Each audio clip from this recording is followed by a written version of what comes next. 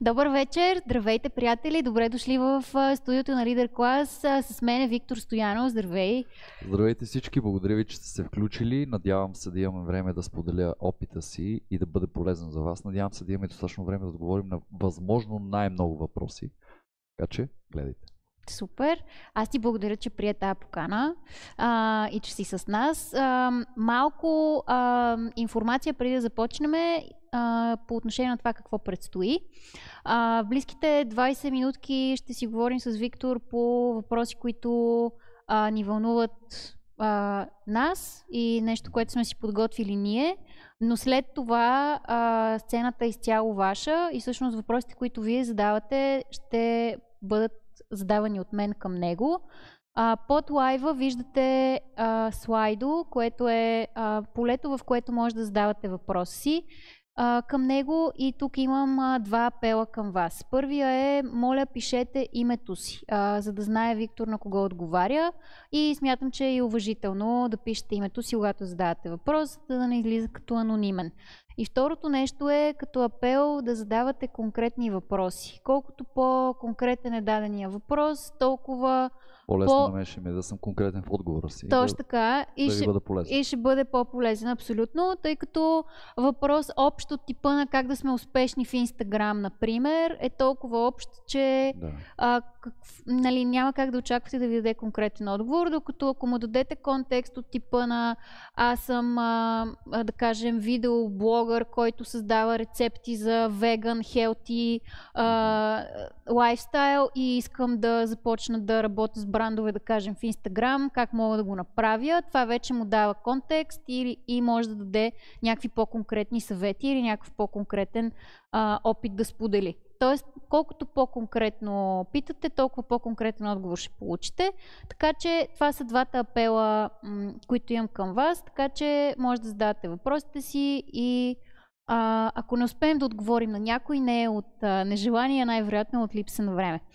Така че, без да губим повече от ценното ни време, първото нещо, което ми се иска да те питам, е свързано с това да дадеш малко, да разкажеш малко как изобщо ти попадна в инфлуенсър маркетинг света. Да.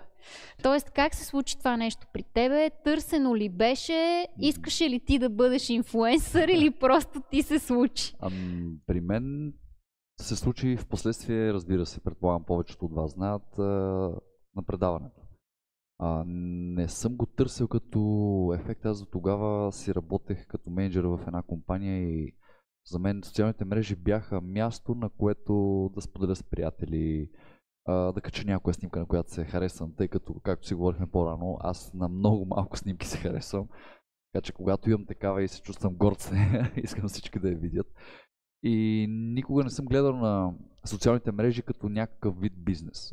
Не бях въобще запознат с това нещо. След предаването обаче нещата се развиха изключително бързо за мен. Разбира се, получавах страшно много реквести всеки ден. Да, ти каза по 15-16 имейла на ден. Да, 15-16 конкретно от фирмите. Иначе от частни лица страшно много. И просто осъзнах, че моментът е такъв, че трябва да се опитам да грабна вълната, както казват хората, и да монетизирам възможно най-бързо. И като човек без никакъв опит беше изключително трудно.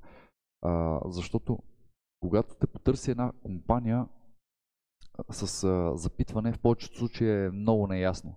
Първият имейл е, както ти споменах, какви са условията за да работим с вас. И оттам аз започвах, нали? За да мога да изработя оферта, аз исках възможно най-много информация. Това също би било полезно. Задавах въпроси от типа на каква е идеята на рекламата, дали ще бъде пост, дали ще бъде рил, дали искат сторита. Когато се искаше повече от една активност, било то да речем няколко сторита, пост след някакво време, още един, разбира се, опитвах се да направя пакетна цена, в която да им дам отстъпка, за да се почувстват те, нали, че има смисъл това да се ангажират повече с мен. Питах ги за повече информация за продукта. Тук е много тънък момента, тъй като забелязвам, че много хора са готови да рекламират каквото и да било, само за да изкарат хикс пари набързо или да се почувстват инфлуенсъри. Да, особено когато си нов в този бранш, това е много приманливо.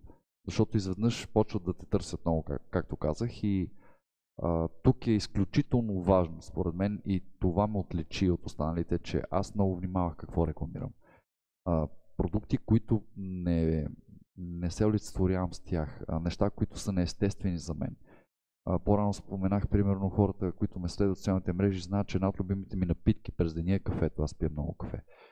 И да рекламирам, да речем, някакъв чай или заместител на кафето, ще е дори смешно. Не просто няма да е естествено, ами хората, които ме следват, ще се почувстват предадени, тъй като това е работата на инфлуенсъра да достигне до публиката си по най-естествения начин, да направи автентичност, да създаде една връзка с тях, в която те да го чувстват близък. Реално инфлуенсърите, ние сме, как да кажем, свръзката между компаниите и техните клиенти. Много е важно, когато рекламираме нещо, да го правим, то рекламираме звучи много грубо, но когато се опитваме един вид да представим един продукт или една услуга на рекламодател, да го правим по много естествен за нас начин, защото иначе в противен случай, ако правиш нещо много далеч от теб, веднага се усеща. Да.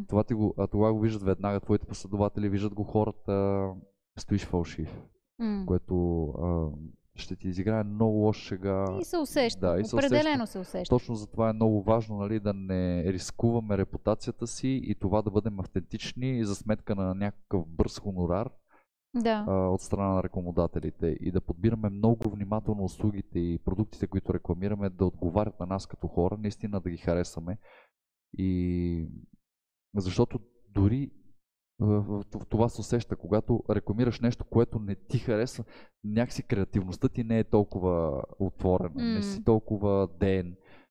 Получава се едно, как да кажа, като да го претупам набързо. Това го усещат и рекламодателите, усещат го и хората, които те следят редовно. Абсолютно. Ти не гориш за това нещо. Не гориш за това нещо. Добре, ти как се пречупи, понеже спомена преди предаването, преди Ергена, си бил в мениджърска роля в компания, която предполагам офис 9 до 5, колкото и да е. 12 часа работех тогава. Добре, 12 часа много инвестирам в работа си менеджер, но да кажем в сфера, която няма нищо общо. Нито с широка комуникация, публична комуникация, маркетинг, медии, телевизии, инстаграм и така нататък. В един момент обаче заставаш на прайм тайм, цяла България започва да говори за теб, попадаш под светлините на прожекторите и изведнъж едни компании искат да рекламират с тебе едни неща или да представиш ти техни продукти. Как се пречупи ти самия като човек, като личност, да започнеш да се вкарваш това амплуа, защото това е нова роля. Как се пречупи ти самия? Аз смятам, че всички хора, които искат да станат инфлуенсъри, преди всичко трябва да бъдат много, не точната дума разкрепостени, ами по-скоро отворени пред камера, да се чувстват комфортно пред нея, за да могат да точно в този си комфорт те да дават информацията на техните последователи по най-удобния и най-добрия начин. И ако ти си притеснителен, ако те притеснява това да се изразяваш, да се снимаш, значи не си точно за инфлуенсър. Аз никога не съм имал това притеснение. Аз съм снимал много други неща през годините, никога не ме е притеснявала камерата, по-скоро винаги суетата ме е притеснявала дали излизам добре на нея, но това да говоря пред нея никога не ме е спирал. И много съм обичал винаги да снимам. И когато ми се отдаде тази възможност да стана инфлуенсър, така да кажа, нали, следствие на интереса към мен, за мен стана много естествено. Веднага ми се раждаха някакви идеи, когато ме търсиха рекламодатели, и веднага тази ми креативност, която имам от дете, се проявяваше много бързо, много силно и стана естествен преход. Не ми е било трудно, беше, разбира се, малко различно от професията ми до тогава, но беше интересно. Да. Имал ли си някой път някакви, да кажем, несполучливи или някакъв провал такъв, който... конкретен провал... Примерно вече изтрита от Инстаграм, не мога да го видим, ама примерно да ни разкажеш. Имал съм много неща, които не ми харесват. В смисъл, правя го с огромно желание и след монтажа, да речем на видеото, и го поглеждам така, изглеждам го 5-6 пъти и не мога да го харесвам. Не ми харесва, обаче аз вече съм го пратил примерно на менеджерката ми. Тя го е пратила на рекламодателя, те са го одобрили и чакат да го кача на коя си дата и аз такъв даже и пиша. Тя Рени се казва, много си обичам. Казвам, Рени, какъв е договор, след колко време мога го изтрият това нещо? Нали, нищо лично към фирмата и продукта, просто аз не го одобрявам. Примерно не е било както съм си го представил. Аз повечето пъти съм много критичен към себе си, към работата си и имам една представа много светла, много пъстра, много подробна в главата си и ми е много трудно да я реализирам по този начин.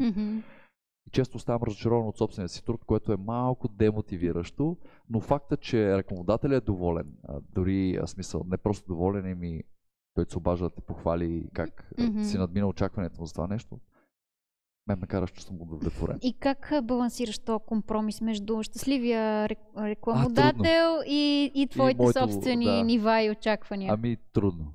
Опитвам се да не съм толкова критичен. Опитвам се да най-вече да отговарям на изискванията и желанията на рекламодателя и много внимавам, когато представям нещо, пак казвам, да не е далеч от мен, да не е фалшиво, да става наистина възможно най-близко до моите последователи и те да се чувстват част по някакъв начин от него. Опитвам се да комуникирам редовно с тях, обръщам се към тях с приятели, защото аз наистина ги чувствам като такива. Това са хората, заради които аз съм в момента тук и хората, които ми осигуряват живота, който водя в момента. Така че съм страшно благодарен към тях и се старая, колко се мога да бъда полезен и да бъда искрен с тях. Спомена Рени, спомена твоята агентка. Разкажи ни за твоя опит с работата с агенции. Това нещо, което искаме ли е, ако искаме да влезем в сферата на инфлуенсър маркетинга, или по-скоро да го избягваме? Както споменах, след предаването заваляха страшно много съобщения. Наложи ми се да вляза много бързо в комуникацията с фирмите. Аз нямах абсолютно никакъв опит, нали, в инфлуенсър маркетинг и бизнес и не знаех реално как да ценообразувам услугите, които предлагам. И беше малко стреляне на сляпо, като от типа допитвам се до мои приятели, които са такива, не са инфлуенсъри, те да ми кажат нещо, нали, трупах много информация по различен начин, малко се обърквах и чувствах много нестабилен, изключително нестабилен. Как да боравя с бюджети, дори не знаех, че трябва да им задавам въпроса типа на какъв им е бюджета за тази кампания, нали. Струваха ми се като неудобни въпроси. В един момент започна ми пуши главата и точно тогава ме потърси един страхотен човек, но тогава не знаех. Казва се Климент и той е собственик на Key Academy. Потърси ме, помоли ме да направим една среща, на която да поговорим. Отидох много скептичен, тъй като има горчив опит с агенции, както говорихме по-рано. Прощавайте, на вас не съм ви казал, да, и аз имам горчив опит с такива агенции. Няма да споменавам конкретни имена, но под горчив опит имам предвид следното. Много лоша комуникация, фидбек никакъв, забавяне страшно много на хонорари, въобще много подводни камъни. Така че при избора си на агенция, с която да работите, съветвам ви да бъде по някакъв начин препоръчана от някой ваш познат или човек, на когото знаете, че можете да разчитате. Човек, който е работил преди с тях. Не отивайте просто в интернет да търсите такива агенции или... Да. Той ме помоли да направим една среща. На тази среща ми обясни следното. Аз бях изключително скептичен, както казах. Той ми каза, дай да пробваме няколко месеца, без договор. Ако си доволен от работата ни, нали, прехвърли ни всички имейли, което ми струваше много страшно. Тогава аз върших абсолютно всичко, редом с приятелката си. А тя ми помагаше да договарям на имейли, да правиме ценообразуване, да пишеме предложения, нали, оферти към клиентите. И си казах сега, в момента съм на гребена вълна. В смисъл, страшно много съобщения получавам всеки ден. И той точно в този период искаше аз да му прехвърля това нещо. Което се струваше. Някакси да се довериш, че този човек, който не познат, ще ти свърши цялата работа, беше много трудно за мен. Казах му, окей, нали, прехвърлях му имейлите, но държах да ме държи като копиран в кореспонденцията, за да виждам какво се случва и да виждам, аджеба случва ли се наистина нещо.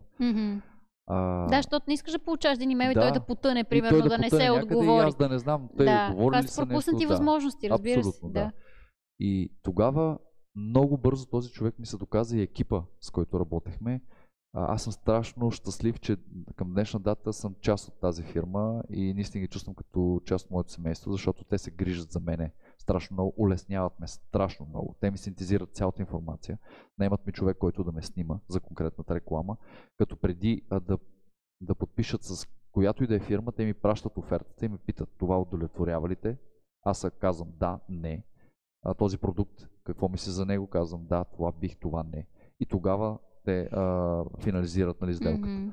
Като предполагам, изобщо не ти предлагат неща, които са тотално неадекватни Не, за тебе. Точно те това си е правят много хубаво, филтъра. Да, защото аз самия си имам менеджер, който много добре е запознат с мен, с моите интереси, поддържа имиджа ми и той въобще не ми праща неща, които не отговарят на моя имидж или смятат, че по някакъв начин, че ще се сблъскат с моята личност, ще стоят изкуствено за последователите ми и ще нарушат имиджа ми по някакъв начин. Би ли споделил повече за това, което ми разказа? За тази добавена стойност на работата ти с агенция, в конкретно тази включително, за това, че всъщност когато се ценообразува, ценообразуването не е просто на сляпо, всички сме чували от типа на един пост 2000 лева, едно стори 1500 лева, нали, така се циркулира в пространството, по-скоро, че всъщност офертата е базирана на конкретни метрики, на конкретния перформанс на твоите профили в социалните медии, че всъщност на базата на това, тази моментна картина на твоя рич и други показатели, всъщност така се ценообразува. Разкажи ни малко повече за това, защото това ми се стори много интересно и мисля, че ще е любопитно. Това на мен също ми беше много интересно, защото допреди да се срещна с Климент и Key Academy, аз стрелях насляпо, наистина нямах никаква представа какви цени да казвам. Отново така допитвах се до хора от бранша да ги попитам те на база на какви пари взимат, нали, и имах някаква бегла представа колко трябва да предлагам, нали, като суми. Обаче, когато се срещнах с него и той ми каза, ви сега попитаме, разбира се, какви цени си казва до момента, аз му отговорих и той помоли ме да си вкарам Instagram профила в неговата платформа. Той има страхотна платформа, аз за първи път видях подобно нещо. Когато си логнеш профила, на база на reach, последователи, engagement, този софтуер изчисляваше какви трябва да са ти моментните цени, нали, на днешна дата за всяка от тези услуги, нали, било то видео, стори или каквото и да било. Тогава помня, че цената падна под тази, която аз казвах до момента и бях малко скептичен. Казах си, защо сега ще взимам по-малко пари, в същото време ще давам процент на този човек, нали, от хонорара си. Не виждах логиката. Той ми обясни в подробности тогава, че колко по-сигурни се чувстват браншовете, когато един рекламодател дойде и поиска цена, да речем Виктор да ми рекламира продукта по еди какъв си начин. И когато той му даде ценообразуване, той съответно повечето фирми си казват, чакай сега, защо давам аз тези пари? Нали, как решихте колко струва този труд? Нали? Тогава той им показва този софтуер и тези статистики и им казва, ето на база на тези статистики, на engagement, на follower, на reach, нали, цената към днешна дата е такава. Ако искате еди кое си лице, с еди какви си параметри, цената е така. И те тогава имат ясната информация и могат те също да се обосноват пред техните ръководители. Защо са дали тези пари по този проект на този човек? И какво са получили? И се чувстват много по-сигурни, когато плащат. Защото в противен случай, нали, допреди да го срещна, аз фърлям някаква цена и те защо? Те се питат, разбира се, защо и аз какво да им говоря? Защото съм известен. Защото ме харесват хората. Да, т.е. не е професионално и когато става въпрос за работа с големи брандове, с големи компании, които обикновено имат предварително дефинирани бюджети, които бюджети трябва да постигнат и определени резултати. Всеки лев е вързан с определен резултат, който трябва да бъде достигнат. Тогава е доста ключово тая цена, тая оферта да е базирана на пазара, т.е. да е пазарно адекватна. Да е обоснована. И обоснована и аргументирана. Нали? Защото в общия случай на всеки похарчен лев един маркетинг екип или един пиар екип трябва да оправдае пред своя менеджмент или пред ръководството на компанията какви са постигнатите резултати. Така. И е доста наивно да си мислиме, че ако фърлиме някакви там цифри, без да имаме подплатена статистика, всъщност ще могат да се оправдаят тия резултати. Така че всъщност тази агенция, за която ти говориш, е инструмента, който да върши цялата тази комуникация и работа за теб. Да. Правилно ли разбирам? Точно така. Те наистина свалиха от плещите ми един огромен товар. До тогава тези нерви, това притеснение, дали аз водя правилно комуникацията, дали аз мога да се обоснува в исканията си. Дали, не знам дали хората разбират всъщност това колко работа е и че всъщност това, комуникацията си с рекламодателя е по-голямата част от работата в инфлуенсърският бизнес, отколкото самото заснемане и представяне на продукта, който искаш да рекламираш. Така. И аз сега малко свали завесата и разкажи какъв е живота на един инфлуенсър. Наистина ли е толкова бляскав, лежерен, като това, което изглежда, с едни хубави пътувания, с едни хубави снимки и общо взето кажи сега реално как са нещата. Ами аз не мисля, че съм от инфлуенсърите, които всъщност показват бляскав живот. Моят живот конкретно се изразява в един график всеки ден с сутрин ставане, нали, отговаряне на имейли, впоследствие ако имам някакви снимки, локации, среща с клиенти и напоследък сега есента, откакто дойде, събития. Нали, есенни събития, но моят живот не е свързан с много пътувания. Нали. То много или малко може би е въпрос на гледна точка. За мен моите не са много пътувания. Има инфлуенсъри, примерно мога да спомена Наум, чийто живот е свързан изцяло с много дълбоко с инфлуенсърския бизнес, така да го нарека, защото за него наистина е бизнес. Той е много наясно всеки ден какво трябва да заснеме, има предварително начертан план и списък на кадри, на предмети, знае на коя дата какво ще пусне. Това е много по-съсредоточено, докато аз не мога да нарека себе си толкова активен инфлуенсър. Нещо се случва? Това е някаква аларма. Това на кой е този телефон? Да. Окей. Никога не съм чувала такава аларма на iPhone. Аз даже не бях сигурен, че е моят телефон. Да. Заради това нещо. BG Alert. Дали всичко е наред? Не знам. Emergency Alert пише. Какво се случва? Да. И аз нямам представа. За първи път виждам такова нещо. Да не би нещо да се случва на масово ниво. Не знам. Какво пише? BG Alert Emergency. Не знам дали някой от вас има подобно съобщение в момента. Аз съм на Airplane Mode и нямам нищо на телефона си. Надявам се всичко да е наред. Да, надявам се всичко да е наред. Изглежда ми като такова съобщение, което пуска оператора масово на абсолютно всички. Да. Надявам се да е всичко наред. Надявам сега, се да не пускат бомби над сега нас. Нашата колежка отива да провери. Да. Да се върнем на плана. Живота на инфлуенсъра не е толкова слънчев. Примерно, давам ви конкретен пример с един travel инфлуенсър. Това е Мария Тарашманова, която пътува много. Тя пътува за да създава съдържание. Като човек, който е бил доста близко до нея в такива пътувания, аз знам, че пътуванията за нея, разбира се, са удоволствие и едно приключение, но те са свързани с страшно много планиране на това какво да се заснеме, как да се заснеме, кога светлината там ще е добре, кога ще снимаме залеза, как се вижда на залеза, откъде се вижда най-добре, какво трябва да напиша под поста като локации, как съм стигнал до там, нали? Защо ги обясняват тези неща? Защото хората виждат крайния продукт, те виждат един пост на такъв инфлуенсър, да речем, и мислят, красивите кадри и си казват, боже, той колко хубаво си изкарал. До някъде е така. До някъде, ако можеш да се структурираш и да влезеш в ритъм, остава време и да си изкараш хубаво. Но в повечето случаи това е свързано с страшно много ангажименти и планиране и работа. Да, не е толкова лъскаво, колкото изглежда. Да. Другото нещо, което ми се струва е, и сега не знам нали до каква степен ти съгласен е, че всъщност когато ти приемеш задачата да кажем да представиш определен продукт, всъщност ти не чувстваш ли се и отговорен, че реално по някакъв начин ще възпитаваш или Абсолютно. Да, защото Абсолютно. днес е празник, честит празник на всички Деня на народните будители.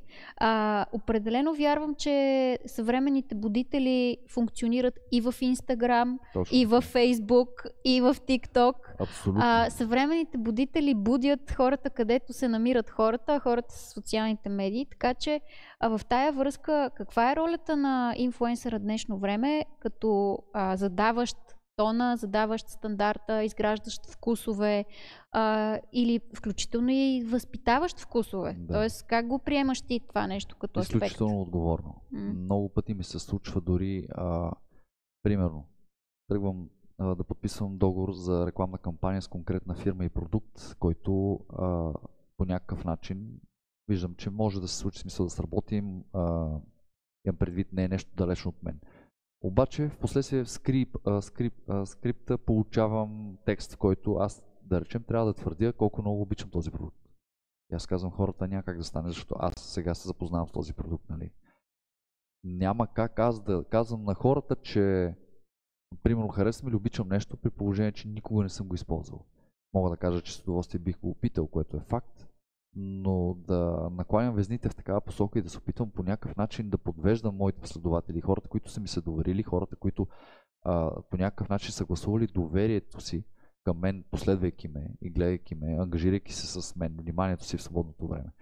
Аз смятам, че работата на инфлуенсърите е страшно отговорна и трябва да внимаваме много какво показваме, какво говорим, какво промотираме, тъй като огромна част от нашите последователи са млади хора, хора без опит, хора, които някои от тях дори сляпо биха ти се доверили.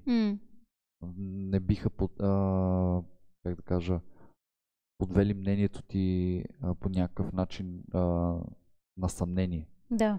Нали, те ти се доверяват абсолютно сляпо. Каквото кажеш, абсолютно, това е. Каквото кажеш, това е и повечето деца са така. Аз за себе си съда, тъй като голяма част от моите последователи и фенове, така да ги нарека, колкото и странно да звучи, са млади хора. Изключително млади хора, които знам, че те просто нямат житейския опит, нямат знанията, за да подложат информацията под някакъв начин на съмнение или да разсъждават по такъв начин. Ти им го даваш и те казват, щом той го прави, значи, и аз ще го направя, това да. е окей. Да, затова тук трябва да бъдем много отговорни. Добре, ти ми каза, че в началото нещата са случили при тебе по начин такъв, че заради предаването, заради телевизията, всъщност големия наплив от желание и от интерес към тебе е дошъл естествено от там. Обаче какво би казал на хората, които в момента ни гледат, които искат да навлязат в сферата на инфлуенсър маркетинга, обаче са съвсем в началото и съответно не участват в предаване, което се излъчва. Нямат трамплин. И също време искат да навлязат в тази сфера. Какво би направил ти на тяхно място? Би ли гонил активно клиенти или по-скоро би се фокусирал върху разрастване на твоето присъствие онлайн или нещо друго? Какво би ги посъветвал? Така, първо, преди всичко, за да имат по-голяма успеваемост с клиентите, със сигурност им трябва по-голяма аудитория. Сега, ако те първо навлизат в социалните мрежи и искат да развиват каналите си, със сигурност това, което би ги препоръчал преди всичко е постоянство, да намерят нещо, което наистина ги влече, нещо, което наистина ги кара да се чувстват щастливи и полезни в него и да насочат вниманието си на там. В смисъл да помагат по този начин, тъй като ако решат просто да речем, ще бъда фитнес инфлуенсър. Обаче него не му се ходи на фитнес. И той ще го прави като работа и това ще му тежи. Съответно, той сигурно работи в момента нещо и трябва да отделя свободното си време. Още повече усилия да отива и да прави нещо, което не му е приятно. А това веднага се усети във видеята. Това, което споменах, нали, когато рекламираш продукт или рекламираш услуга, която не ти е близка, много го усещат хората. Затова намерете нещо, което ви прави щастливи, нещо, което в свободното ви време дори ще ви забавлява или смятате, че се справяте чудесно в него и бихте могли да бъдете полезни. Това е вашата ниша. Оттам насетне постоянство. От постоянство имам предвид буквално в най-лошия случай през ден да имат някакво ново съдържание на социалната си мрежа, да бъдат изключително активни, особено в сторитата си, за да съответно да излизат най-отпред на фида на хората. Нали, сега не казвам да сте като от скъртешници и да пускате по 30 сторита на ден, но поне едно на ден, за да излизате на хората, които ви следват, на хората, които сте интересни, да не ви забравят. Друго, искам да спомена тук, примерно, когато при мен, аз нямах този проблем с последователите, тъй като нали, предаването ме изстреля много бързо нагоре в това отношение. В началото, усещайки, че времето ми е лимитирано, така да кажа, нали, имам своите 15 минути слава, исках да монетизирам възможно най-много. И какво предприех? Послушах съвета на приятел, който тогава ми каза какво правиш, нали, как монетизираш. Аз казвам, отговарям на имейлите, които ми пише той. А защо не ходиш лично на срещи? И аз, този смисъл, какво имаш преди? Той, взимаш си нещата, ставаш и отиваш на среща. Харесваш си. Намираш офисите на фирмите, с които искаш да работиш, с които смяташ, че би могъл да работиш, фирмите, с които се олицетворяваш, намираш офисите им в интернет и отиваш на място на среща. Стори ми се много налудничево в първи момент. Казах си, чакай сега, как аз никой не ме е каня, отивам, чукам на вратата, здравейте и искате да работим заедно. Той каза, опитай. И аз, това беше много трудно излизане от зоната ми на комфорт. Наистина чувствах се много неловко в началото. В смисъл в началото имам преди първите 3-4 срещи такива. Но почнах да го правя. И мога да ви кажа, че успеваемостта, прощавайте, много съм сънен, изсъхнала ми устата между другото. Ето имам си водичка. Да. Беше доста голяма. Хората в първи момент бяха шокирани от присъствието ми, защото те знаеха много добре кой съм тогава. Нали. Влизам и те... Ама тотално от нищото, смисъл, разкажи ми го как си от го... От нищото. Аз харесвам си да речем, давам ви... Примерно Кока-Кола, измисляме си. Да, и отиваш в... Намирам офиса на Кока-Кола, намирам контакти на маркетинг отдела, отивам и долу на охраната казвам, здравейте, аз съм Виктор Стоянов, бих желал да говоря с директор маркетинг Еди кой си, вече знам кой му е името, намерил съм го. И те такива, имате ли среща? Аз казвам не. Ама какво да кажем? Аз казвам, кажете, че Виктор Стоянов, АКА Ергенът, иска да се направи среща с тях. Почти 95% от пътите, в които съм отишъл, веднага съм бил приеман. На момента, да. Аз имах, пак да кажа, нали, трамплина на предаването и го използвах по възможно най-добрия начин. От тези всички осъществени срещи, може би с над 40% от тях съм подписал договор в последствие, което е доста голям процент успеваемост. Но това е много дръзко, наистина. Много дръзко. Дръзко много трудно. Но в крайна сметка, ако човек не си вярва, как се очаква другите да му повярват? Нали? Да, много трудно. Ти, ако не можеш да убедиш самия себе си, че това, което предлагаш като услуга е достатъчно добро, как би могъл да го продадеш? Абсолютно. Да, най-добрият клиент, в смисъл най-добрата реклама е доволният клиент. Нали? Ти ако си доволен от това, което правиш и вярваш, че е добро, ще го рекламираш по най-добрия Последен въпрос от мен и преминаваме към въпросите на публиката. Като показатели, какво си забелязал от работата ти с компании? Какво гледат най-много? Гледат най-много, разбира се, първо колко е голяма аудиторията ти и колко са ангажирани с теб. Енгейджмента, разбира се. А какво мислиш за купената аудитория? Нямам опит с това и нямам представа доколко е ефективна тази аудитория. В смисъл, ако са просто някакви ботове, не знам, не съм запознат наистина, не мога да коментирам могат ли компаниите да го видят това нещо. След като те са някакви купени последователи, те реално осъществяват ли някакъв енгейджмент, последствие като качиш нещо, нямам никаква представа. Но ми струва абсурдно да си купуваш последователи. Не знам, ако някой изкарва пари с тях, значи има лойка. Но аз не вярвам. Добре, продължаваме с въпросите от публиката.